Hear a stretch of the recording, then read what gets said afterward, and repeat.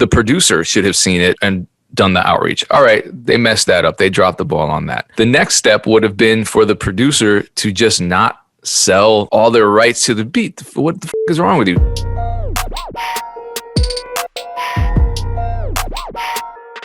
%, I blame the producer. What's going down? It's the Music Entrepreneur Club podcast, episode number 84, powered by BeatStars. Today, I get to interview Dame Ritter once again, which is a privilege. But we have another special guest to kind of steal some of the spotlight from my special guest, Dame Ritter. His name is Karl, and he's a regular. He's like our resident attorney. He's everybody's resident attorney. Karl is doing a hell of a job branding himself because he does good work and he keeps it honest. And I think he does a great job branding himself on social media. So shout out to Karl, man, for killing it. I see the growth. Nah, man, I appreciate y'all. No, I definitely feel like each time I come, there's a level of growth, which is dope. Because it's a good balance. It's a great balance of sharing information, sharing your wins, so that people see that you're actually working with talent and closing deals, and just being a dope personality. I think my name. What's the other cat? Adam. Yeah, Adam. Yeah, he does a good job, but he has he's like the asshole lawyer. But...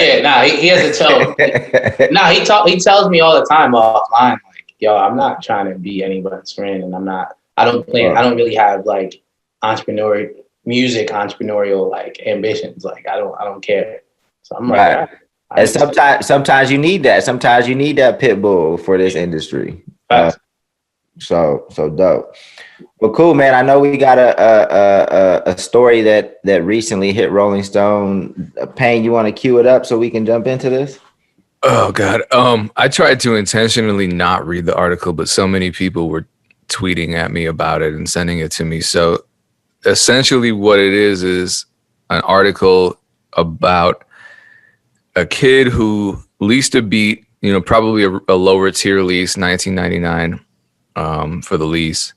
And then his song sort of blew up on TikTok, and another young man came along and purchased the beat outright from the producer because he saw the success of the song and he wanted to monetize it.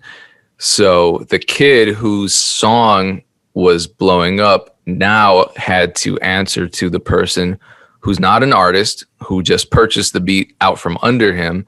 And the article made it seem as though they couldn't reach any kind of agreement. And so the kid is really distraught because he views it as his song being completely ruined and he can't do anything with the song at this point. And I think what's making me, there's a lot about this article that bothers me, but once you filter this through the internet, it takes on an entirely new form.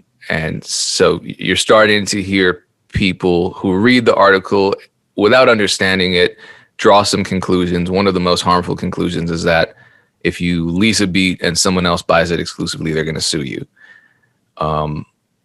So thank God we have Karl Fowlkes, who's an actual attorney and not some random person without an avatar photo on Twitter chiming in. What is your take on this? I know you actually revealed to us that you consulted on this article. I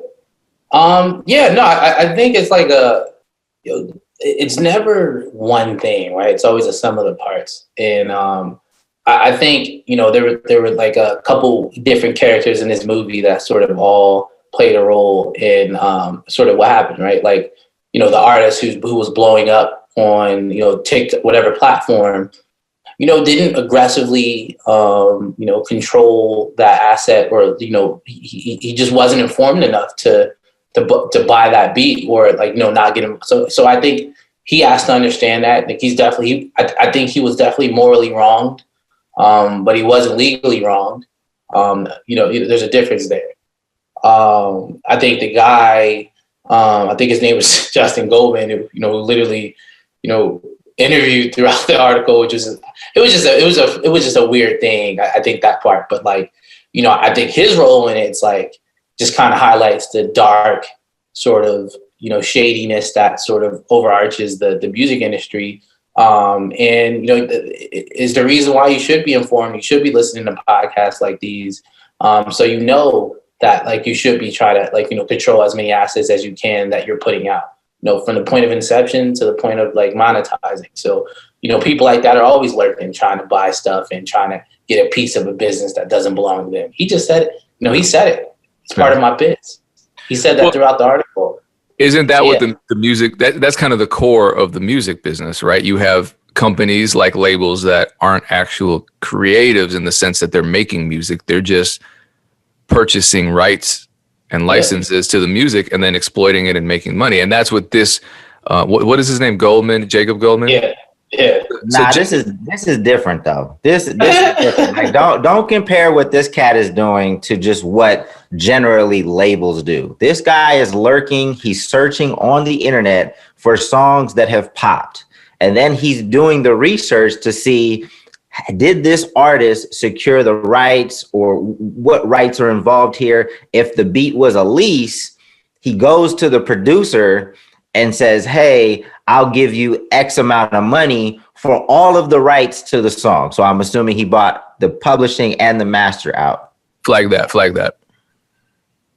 I want to talk about that later, but I'm throwing a flag. Yeah. I will say, Dame, too, don't forget, like, the other part that was like, first he would try to manage the artist. And if the artist didn't want to participate, then that beat that he used, he was sort of like vindictive about. That's literally that part in the article that was like super interesting. So this is way more like, because I don't want to just paint like, oh, he's just doing what labels typically do. Like, this to me is a new thing because of beat leasing, right? I mean, I know we've been leasing beats for quite some time now, but it's a relatively new thing because of TikTok, just because of a medley of things. So this isn't generally what labels, because people will hear what you said, Payne, and be like, oh, that's that label shit again. Like, nah, there's some labels that operate the way they're supposed to operate. This cat, no, you're right. Something totally different. Let me clarify. All I'm saying is that the core of the music business is exchanging money for copyrights, and that's what's happening here, and that's what the labels do. In a very general sense, I would consider this poaching, because you already see that something is successful. Traditionally, a label would see that something is successful. They'd sign the artist, and they buy the master from the producer, and everybody gets money. It's a little more transparent. But then they would market and promote it and make it bigger. Like, right. This guy is just kind of like he's leeching onto it to submit producers and artists, into doing whatever. I guess because he has the leverage now. Yeah, he's a bloodsucker. I assume he has a lot of money, and he's just looking at music as some kind of short sale sort of deal. Right. Yeah, which is crazy, right? Like, I think it is new. Dame, like I agree. I think it's sort of like, this is definitely a new tier in poaching, right? I mean, poaching probably always existed in the music business, but like, as it relates to producers, and the one person I didn't talk about earlier was the producer's role, right? Where that producer, definitely knew that song was blowing up, still decided to sell that beat to that guy, and who knows what representation that guy made, right? He could have said, "Y'all managing that artist, like, I'm doing." I think that's where like that wrongdoing, that torturous, that interference. I can't speak on that. I don't have any, so I'm not alleging that. But I will say, I don't know what what Goldman said to the producer that made him sell that beat to him directly. But the producer did sell it to somebody who wasn't the artist, and that's also interesting, right? It was just like, okay. Like I guess there was nothing morally that got triggered in your body that said, I probably shouldn't be doing this. Maybe it just wasn't part of the equation. So I think there's a lot of factors here. It wasn't just one person. I think it was just, there's a sum of people who sort of overlooked certain behavior. Or maybe, I'm assuming he just offered him an amount of money that he thought was big enough, or maybe he was in a bind, or he or she was in a bind. For sure. We don't know, but he or she probably didn't understand what they held. Yep. Yeah. Right. They didn't because on the this cat, the Goldman cat, from what I understand, he's like the grandson. Like he comes from a lineage of label people. Like he knows what he's doing. He probably has a formula, to calculate how much it's worth to him now. And he's gonna offer, and it's probably an amount that this producer has never seen for one beat. And he's probably like, for sure, all right, 10,000, 20,000. Like, I've never seen that for one beat. Of course I'm gonna take it. Yeah, I'd be shocked if it was 10,000. Yeah, me too. I would. I don't think it. I don't think it was a large sum. I think it was all. I think it was probably like 3-4K, 5K. Yeah. I don't know. Yeah. I think even that is a little liberal, but that's why initially, Dame, you and I were arguing a little bit about who bears the most blame. Right. I think it's the producer, and the producer's probably very ignorant, and ignorance isn't necessarily an excuse, but it's understandable that a producer who just really doesn't understand intellectual property and really doesn't understand their position in all of this would do something like this. But damn, man, it goes back to this narrative that all we're supposed to do as music makers is make music, and we're not supposed to learn the business. Because if this producer had learned the business, their life would be very different. Now they would have seen that they were in the most powerful position in this situation. They held like 60% of the leverage in this, if not more, because all they would have to do is negotiate directly with the artist, and they could have probably pushed this record to its farthest heights, and then a label probably would have stepped in and offered them each, either a nice licensing deal where they're getting 20,000 each and they still own the publishing, or maybe a whole deal. And next thing you know, that they're the next Jetson and the Baby kind of duo. Let's offer some advice if people listening are in this situation as the artist and as the producer. Karl, what if you're an artist? Because most songs aren't gonna pop. You never know when a song is gonna pop if you're if you don't already have a fan base, right? I would say the percentage of it happening is like a fraction of 1% versus all of the songs that get released every day. So as an artist leasing beats, what is your advice? Maybe prior to, like, just generally, and then if you start to see a song start to get more traction. Well, it made me start thinking about a clause that maybe should be in licensing agreements, right? Like an artist should have, like, if you buy a certain, like, he bought the 1999 or the small license, but like when an exclusive license, maybe that artist has the first right of refusal, right? Like the first right to buy this beat outright before anyone else. So before you sell to anyone else, you got to offer that same situation to me first. So that was the first thing. Like, cool. I think that's one legal thing that you could probably put in maybe in a stronger, like, a lease agreements, that if you're an artist and you're buying an elevated lease, that could sort of protect you from this scenario. Then I thought again, I've tweeted about this, but like there's that sort of inkling in your body where you see something moving, and like the first thing you should be, if you're an artist, the first thing you should be doing is getting in on the same accord with that producer, and either trying to cough up money or find that funds to get the beat, or just keep that person really, really close. It's like just being business happy, like, hey, like this song's going crazy, man. Like, yo, we're about to go up, like, and just build that relationship where if somebody else is lurking around, you're gonna at least know, right? So I think those are the two things I thought about the most. And the first right of refusal, that's only for like an exclusive, right? Because if it was a non-exclusive beat, how would that work? Non-exclusive lease, I think that's a part of the game, right? Like you're paying for $19.99. Like how much protection should you actually get afforded, right? Like you're not buying the elevated lease, so right. That's on you. You could have bought a better product, but you didn't. You didn't have the money, and that's just a part of the game. So I feel like a bigger investment get you more rights. Yeah, and what I want producers and artists to really understand, especially if you start to see something go initially, Like it's in both of your guys' best interests to sort this out. Like, you know, a lot of people negotiate and they're trying to get as much as they can, like right away. And then what happens is the deal just falls through and nothing happens, or, you know, people go their separate way. And what could have happened to this song, you guys could have created so much value, you know, but somebody wanted an extra 5% or extra 3%.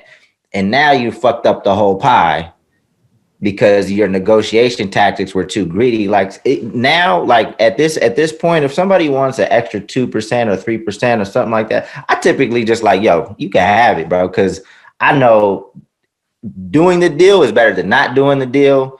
Right. So let's rock. Like, let's keep it cool. Like that's how I am now. I mean, if somebody's saying, hey, I need it, I'll eat it all, or 50 or 80, you know, then it's a different conversation. But in your negotiation tactics, always be thinking long term.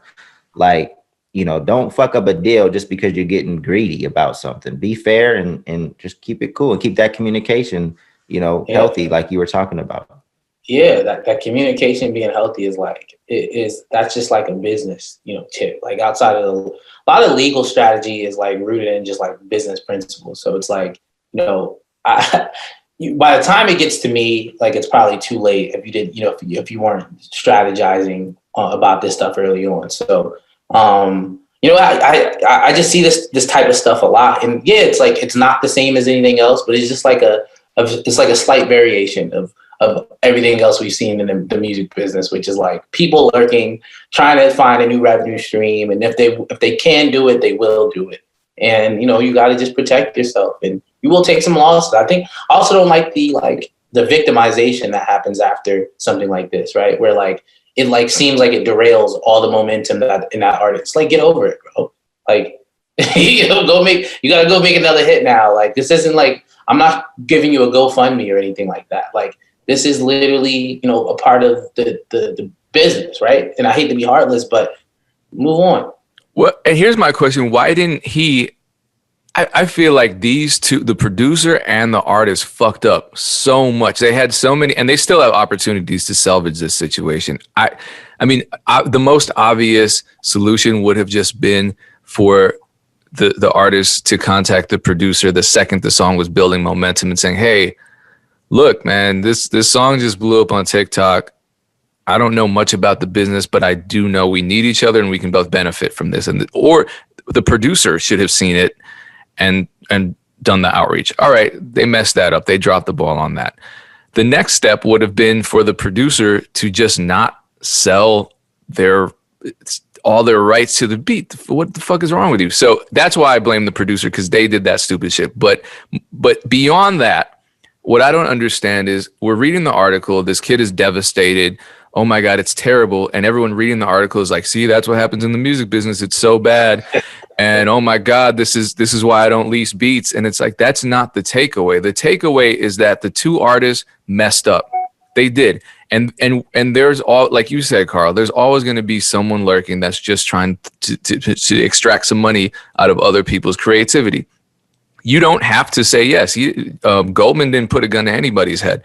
So why, and this is the I don't know if this didn't occur to anybody, but why didn't the artist contact the producer even after the fact and say, look, my song is in jeopardy.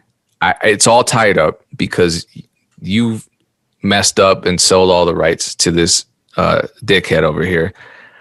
Can you just make another beat for me to fit this song so I can re-release it? Or even just say, you know what, I'm going to work with another producer because this other producer's an asshole. I'm going to make a completely different version. It's going to be a new master. It's going to be a new composition, and I'm all good. Why didn't they just do that? I think it said it did make another song and released it. But like the same version, the same song, just with a very different beat. I can't say for sure. I want to say that it did say that he did that, but you know, it's probably not going to have the same success as the first one. Yeah. But for the artists out there, you know, if I was him, you know, and I already made the mistake, you know, try to milk this narrative for as much as we'll try to get as much attention and get followers. And because if you only have one song that ever goes, like, you're going to have a short career in the music industry anyway. So if that's all you have, you know, so I would try to use this momentum, use this narrative, maybe write a song about it, whatever, to get some more followers, get some more attention, and hopefully you have more songs in the bag that are just as quality, and it can, you know, you can start building more momentum over time. Yeah, I'm sorry. This situation really bothers me because how many times have we seen great models of how to conduct oneself in these sort of scenarios? We have the biggest model in our faces, which is Old Town Road. How many interviews did Keo do where he said the second the song started gaining traction, Lil Nas X reached out to me and we both worked on trying to, you know, gain as much momentum for the song as we could. And now look at Keo. He's living his best fucking life because he and Lil Nas X worked together on this record that was huge. I don't understand why.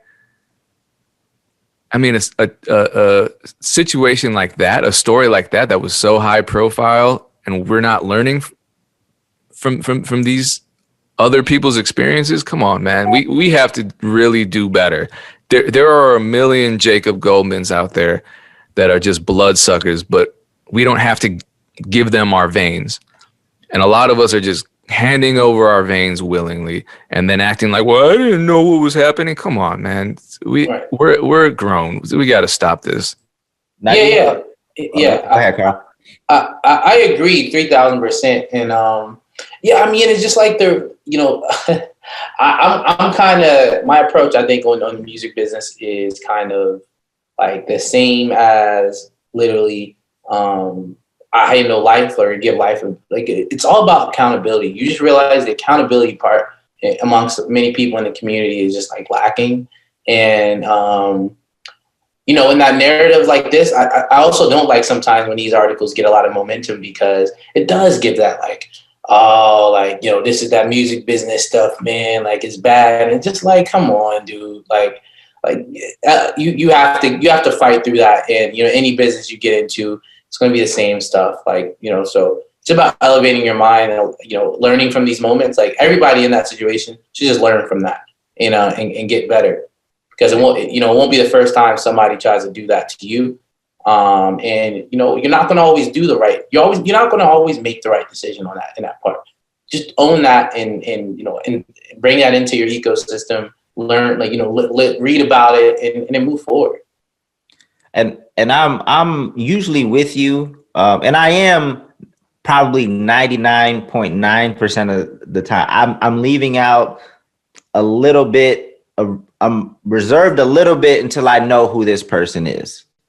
Right. If I find out that it's some 13-year-old, 14-year-old kid, then I'm like, okay, you know, I kind of get it, but we should try to find this person and bring him on to MEC. and probably get on. I mean, be honest with you, he probably would get on. No, we should really try to find him or her. I don't know who it is. And have the conversation with them. Just have a respectful conversation and be like, yo, what happened? How can we learn from this? How can other people learn from this? What were some of the tactics that Goldman had? Like, how was he? Maybe he was so convincing, you know, like, let us know. Yeah. I think it's just funny because we see, you know, for example, Karl, your client, Othello Beats, right? When I've spoken to him, and he's been, you know, people are throwing him deal offers left and right, and he's just kind of shrugging his shoulders and ignoring them all. You know, that's an extreme mentality on one side of the spectrum. The other extreme mentality on the opposite side of the spectrum is, yes, I'm going to take whatever someone offers me, and I'm really vulnerable. And it's funny to consider how there are people out there who just run the whole continuum, where it's like some of them are just ready to take whatever's offered. Some of them are really protective, you know, maybe to extreme degrees. Yeah.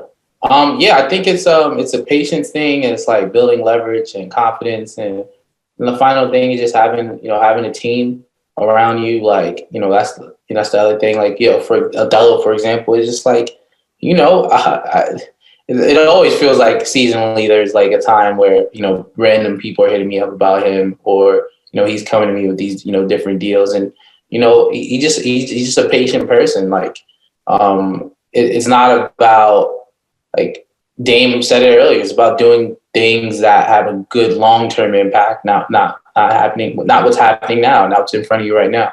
And I think that approach to life is a pretty good approach to life. Yeah. And you don't ever have to do anything quick. Like Right. if somebody presents it, and maybe that was part of Goldman's pitch. Like if we don't capitalize right now, we're gonna lose the momentum and you're gonna destroy the value forever. Like you never have to move quick. You always have time to find somebody you trust. You know, if you don't know a lawyer, maybe one of your friends does, family contacts, somebody reach out to Karl on Twitter. Like people are accessible as long as you're tapped in. Like it's not hard to find somebody that, you know, that knows what they're talking about. I'm really gonna DM this. I'm gonna DM the artist, and then I'm gonna ask the artist who the producer is. Maybe we can have the artist and the producer on the podcast, and let's see if they're open to talking about it. I think it's an important, and we can't come down hard on them and call them names, but you know, I want to better I'm interested. Wait, are you saying that to me? Now, I don't want to go hard. I don't want to go too hard on him. No, absolutely not. I feel bad for the guy. He's obviously really hurt. It's just that the second that you take it to a major platform like Rolling Stone, suddenly you're impacting other people. And what bothers me is that now people are afraid to lease beats, or people are now just scared of the music business. I hate those situations where there's fallout from a situation that an individual, because the kid, and this isn't an insult or disrespect to him. He's ignorant. You know, all the people involved except Jacob Goldman, who's a bloodsucker, they're ignorant. And and there's no shame in being ignorant. Ignorance is temporary. Everyone's ignorant. I mean, all three of us are ignorant about a whole lot more than we're intelligent about. We just focus on the things that we know about, and we speak on them. But if all of a sudden we had an astrophysicist here on the podcast, all three of us would look very ignorant. And or maybe some of us have tricks up our sleeves. I don't know. But I don't know what your undergrad was, Karl. But yeah, I mean, the fact of the matter is now it's public, and now there's this ripple effect where people are looking at this as some new threat. It's not a new threat. It's really always been around. We just have to know more. The simplest solution is for us to just learn the business that we're in. If we're in the music business, we learn the music business. I feel like that's the most obvious thing. However, that needs to get pointed out again and again, because there are people who are creators who want to be in the music business, but claim it's not their responsibility to learn the business. And then something bad happens to them in the music business, and they blame the music business and don't take any accountability. And I don't want to keep harping on people, but I want to ask you this, Karl. Do you remember the 10 Toes Challenge? There was a beat that Bubba Got Beats produced, and it became I think it was the first viral rap challenge where a bunch of people were rapping over this beat as a challenge. And so obviously he sold a lot of licenses, and there was a lot of money to be made off of this beat. The producer ended up signing a one-off publishing deal and a one-off label deal for a beat, which I think is very new, because the label wanted to monetize all of these different versions of his track, because they were all going viral. A lot of them were going viral on the internet. I'm comparing that situation to this situation with Jacob Goldman. The label just wanted to monetize what was already out there. It sounds to me that this guy, Jacob, wants to halt and kill the song because he's not getting his way. I don't understand the logic in that. Wouldn't it make sense for him to just say, you know what? Let the song rock. It's already gaining momentum, but I'm going to monetize it every chance I get. And the kid whose song it is still gets to enjoy the attention for the song. He's just losing out on, some of the royalties because this other guy bought them out. Why is it at the point where the song's in jeopardy and effectively just halted? Yeah, no, it also just depends on how big that song gets, right? Because like the back end business, like if the song is going viral, it's going viral regardless. Like and sometimes like that injection of a major label helps it go even more viral, but sometimes the virality is just that's just the virality, like it's just going. So I think in this business model, it's like for him, he's probably just like, hey, I mean, I'll just get cut in, at the major label level when they're trying to buy the beat, or they'll figure out I have the rights and, I bought it for $3K and maybe I'll exit for 25. I don't know. You really never know. And he just, in that article, I just really tried to get a good read on what the plan was, but it could be social stuff like feeling disrespected that the artist didn't want to be managed by him, or it could be there's a plethora of things that like could be behind this. I don't know his business model, but like I think it's usually a combination of both, like a combination of all things. Like, and I can't undersell that point. It's never really one thing. It's probably like the artist didn't want to sign with him or something like that. Didn't want to be rushed, but so he saw the song going up, so he's like, all right, I'm gonna do what I do and get a piece of this regardless. From what I've seen, at some point the ego just kicks in, and whoever can play the biggest card and have the most leverage, they just play it, and they're just like, fuck you, like this is what it is. This is what I could do.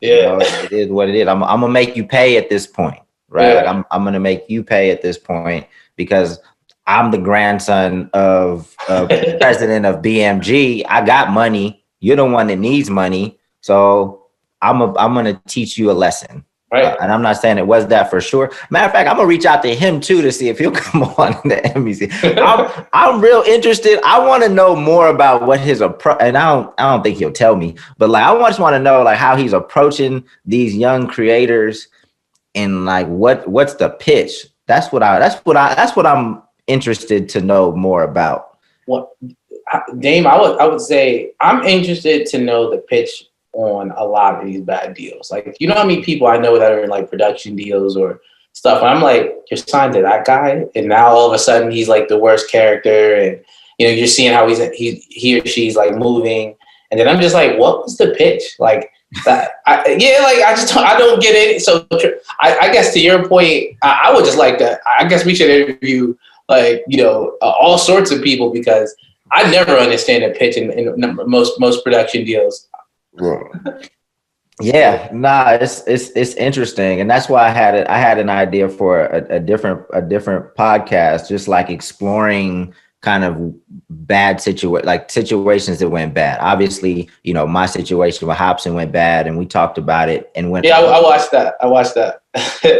and going through that, it made me want to like explore other people's like situations that went bad. I'm not sure where I sit with that just yet, but it's an that was good. That was good. Like that was interesting. I think when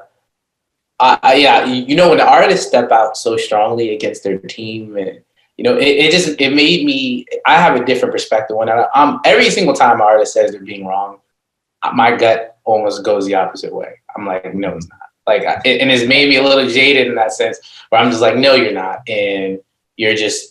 Either you just don't like this person anymore, or it's like personal, but you're just doing that thing that people do when they don't like what's happening in their life for whatever reason, right? For whatever reason. So right. When I got down to the bottom of it, and I realized, like in your case in particular, where again, there were diss records. I don't even got to go deep in it. There were diss records and just such a bad image of you being painted. And when you get down to the root of it, it was like nothing like behind it. It was like, it was a little bit, man, this is like crazy. Like, I was like, I've seen that so many times. Like, even whether it be from my management days or just like, some of the artists I work with, where I'm just like, man, like, I don't know. That was just tough to watch from that perspective because, it did so much worse. Like the damage that it did to you, even though you pivoted like a monster and, used that moment to do what you had to do. But like for no reason, it did so much damage to you. Right. Yeah. I'm sorry, Dave. I'm not laughing at you suffering. I'm laughing at the shake weight line. Because bear in mind, I just listened to I haven't listened to Illmind 8 ever until last week. And when I finally listened to it, I was blowing Dame's texts up just because Hopsin was so passionate about Funk Volume fitness. like Dame wanting people to be healthier was so offensive. Yeah, no, I mean, it's just another example of what typically paints the whole entire music industry to the general public, right? Because we don't typically, and this is an example of it, because those videos, I think the first one has 100,000 views, but like where the meat of the conversation only has like 30,000 views, right, versus his video that has 86 million views. Yeah. Right. So the industry never gets an opportunity. And I don't know if the labels care or whatever to like just tell their side, to say, hey, this isn't all bad. And yes, we have the Goldmans out there that are kind of lurking and not necessarily doing anything illegal. They're just taking advantage of people. But, I don't think that's representative of most people in the industry that I've come across. Yes, yeah. So I would say, especially, I think it's good to separate too, just like smaller companies versus massive companies, right? Where there's like, I think, the root of what you guys built was, wasn't that large from a working capacity standpoint. There's a few people, right? Like just handling most of the business and operations.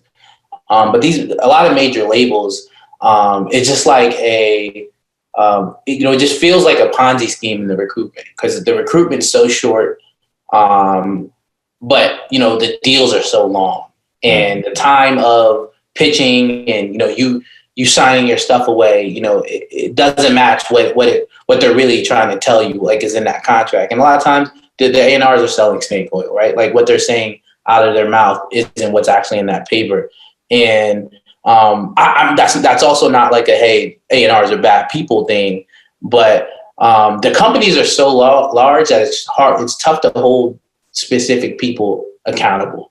And so that's why I think sometimes we attack the industry or like the recorded music business or like, because it's like I'm not going to like, I do think some of these people are good people. They're just in a business that they're not necessarily seeing the other side of it. And they're selling a product that they think is great for somebody. Like, hey, we put money in your pocket, but it's like, yeah, also one of the worst loans, known to man. Like literally, like right, like a traditional record label deal is like the worst loan ever, right? Someone gives you money and they're owning all this stuff, and then your royalty, you're recouping at that royalty rate. It's like, okay, but so I do think the conversation. It's about, I think that we have to hold companies accountable, and I don't know how we do that yet. I still don't know how we do that, but that's kind of where my head's at. Like as I'm trying to sort of advocate on a larger level, like the individual stuff is whack-a-mole, stuff, you're not going to affect that. So we try to beat that with education, your podcast, all the Medium articles I write, me on Twitter. That's sort of I teach, that's my way of like feeding it on a ground level. But, now I'm like, the ground level stuff is great, but we have to change the mechanisms of these deals. I don't know how that's going to happen yet. I still don't, but that's where I sort of feel like we need to go. Right. Yeah. Right. Well, dope, man. Well, I definitely appreciate you being here. Can you want to tell people where to find you, how they can find you? Sure. ESQ Fowlkes, ESQFOWLKES on all platforms. About to start, hopping on Twitch. My PS5 just came in, so I was doing a courtroom series where we were, it was based around the business of music, business questions and stuff like that. So I'll probably bring it back in virtually and get some some athletes, entertainers, rappers talking about the business of what they do, and have some fun with it, and maybe just have some informative lessons while we're doing something we all do, right? Like I play video games all the time. So if I can bring some game in an easier mode, I'm going to do that. So ESQ folks on all platforms, and I'm interested in the sort of diversifying the content that I have. So I'll meet you guys where you are, where you're at. Dope, man. The last game I was good at was Street Fighter 2. Wow, you are good at it. I won't lie. But I'm still good at it, but that's the last game I played was Street Fighter 2. It is too complicated now. I see, the controllers got hella buttons. It's hella complicated. Like, man, because if I play something, I'm gonna want to get good at it, and it seems like it takes hours and hours and hours to get good at games. So I'm cool. Payne, you want to close us out? Yes, sir. This is the Music Entrepreneur Club podcast powered by BeatStars, beatstars.live. We're live twice a week on BeatStars with our free music business mentorship program. Every Monday and Thursday at 3 p.m. Eastern Standard Time. Just log on, beatstars.live or musicentrepreneurclub.com. Or you can text our toll-free number saying toll-free is so old sounding. You can text the number and get alerted every time we go on. Dame, what's that number? Text MEC to 844-206-7800, and we'll definitely shoot you a text every time before we go live. We make it so easy for you guys to get great information. There's no excuse anymore. None. And watch out for the Bloodsuckers because they're around. And the more songs go viral, the more this is going to happen. So protect yourself. Thanks again, Karl. Appreciate you for being here.